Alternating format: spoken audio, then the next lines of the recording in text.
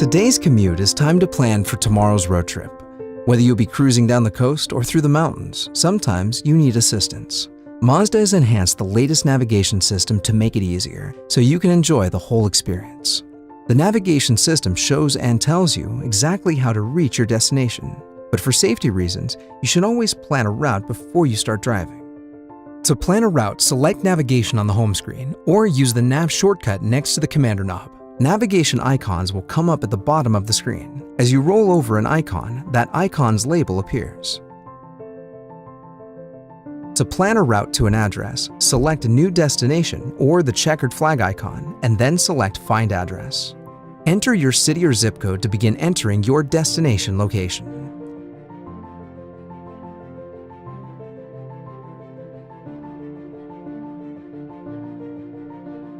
Continue using the rotary commander control to enter the street name and then enter the address number. Then confirm your destination entry. Choose Go when prompted and the Mazda navigation system will calculate your route. To enter an address using your voice, press the Talk button on the steering wheel.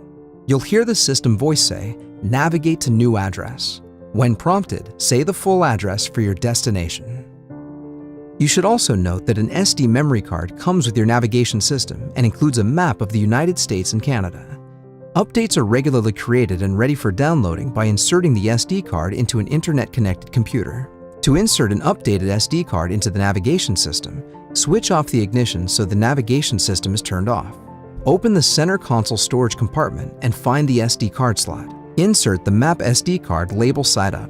Only use the Map SD card for operating and updating the navigation system. Do not insert the Maps SD card into another vehicle or into any other device, like a camera. Also, don't insert other SD cards into the Map SD card slot.